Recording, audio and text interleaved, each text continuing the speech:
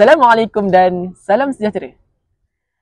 Anda sedang mendengar Suara Sastra, yang mana kami ingin mengupas tentang tokoh dan karya yang besar dalam dunia kesusastraan Melayu. Nama saya Muhammad Khair Ramadan bin Muhammad Nur dan saya menjadi hos anda pada hari ini.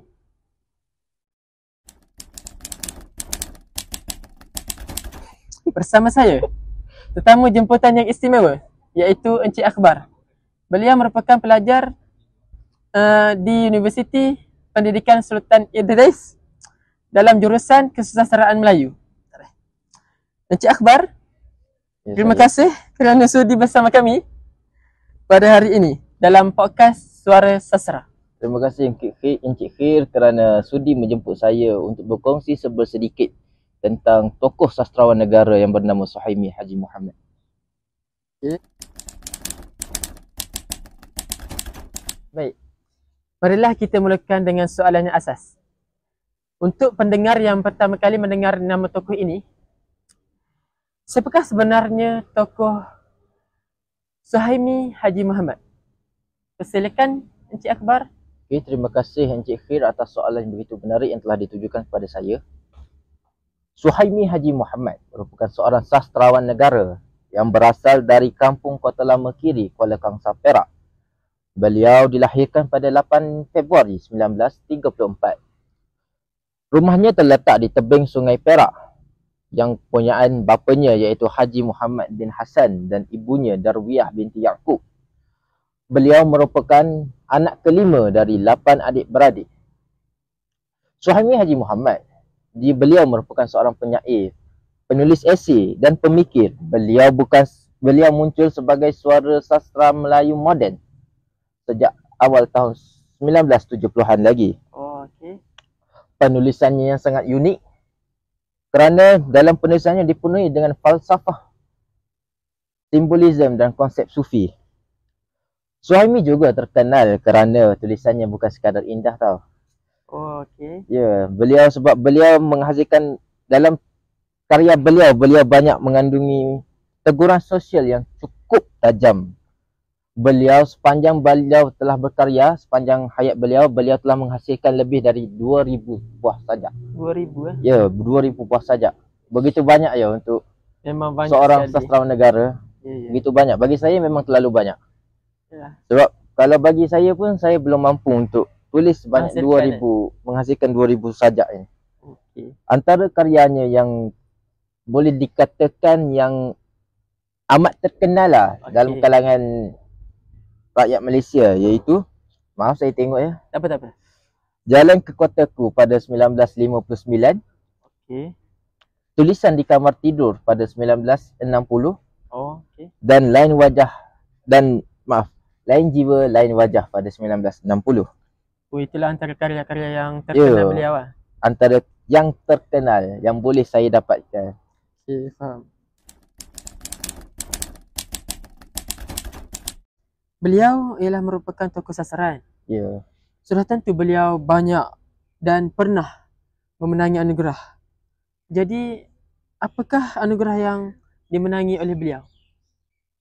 Sebagai seorang ahli sastrawan negara dan menjadi salah seorang tokoh yang masyhur pada era beliau, semestinya beliau banyak melibatkan diri dalam sastra-sastra yang telah dianjurkan oleh berbagai pihak. Faham. Oleh itu pada tahun 1971, beliau telah mendapat hadiah sastra negara bagi puisi-puisinya. Hadiah sastra negara? Ya. Adakah Encik Khair tahu kenapa hadiah ini dianugerahkan kepada beliau pada tahun tersebut? Saya tak tahu. Tahu, okey. Saya akan terangkan. Hadiah ini salah satu sebagai simbolik untuk mengiktiraf karya-karya beliau yang banyak menonjolkan tentang bertemakan tentang konsep keislaman, ketuhanan dan pelbagai lagi konsep yang telah beliau selit dalam karya beliau. Oleh itu, hadiah sastra negara ini telah menjadi salah satu bentuk pengiktirafan beliau dan pengenalan identitinya sebagai seorang ahli sastra. Ya. Faham. Bukan satu saja. Ada lagi? Ada lagi. Setelah 10 tahun beliau menanti lagi pada 1981. Okay. Beliau telah mendapat lagi hadiah puisi berunsur Islam dari Jabatan Perdana Menteri.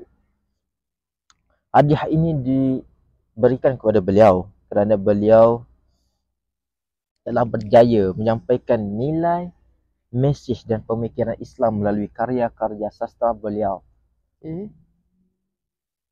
Yang jelas diperlihatkan ya.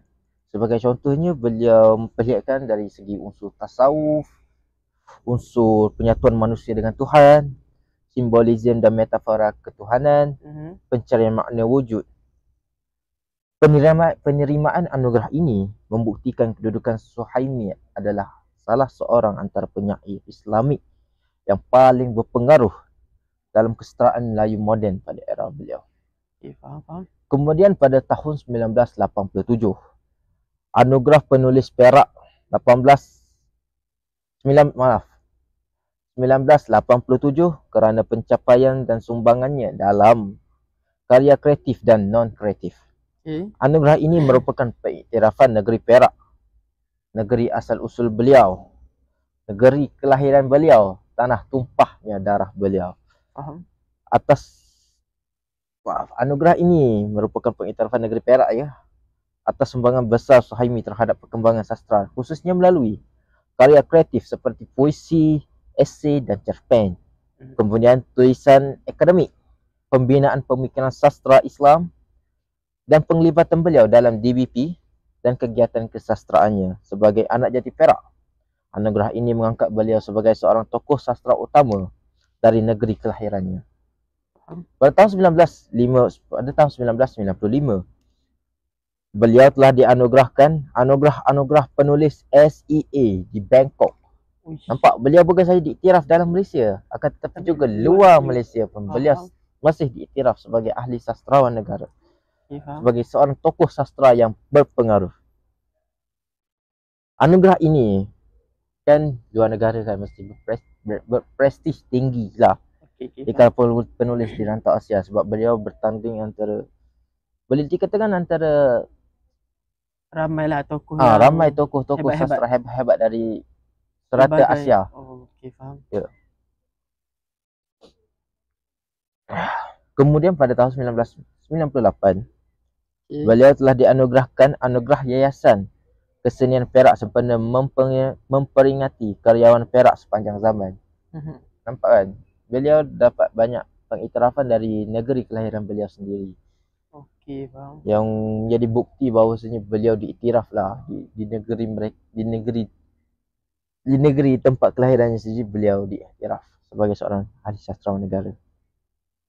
Anugerah ini mengenang karyawan Perak yang memberi sumbangan luar biasa dalam bidang seni dan budaya.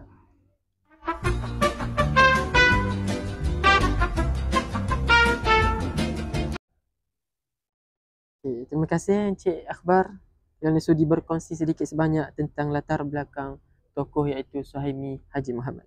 Terima kasih juga saya ucapkan kerana sudi menjemput saya untuk berkongsi sedikit maklumat tentang Suhaimi Haji Muhammad. Okey, sampai di sini sahaja episod kita pada hari ini.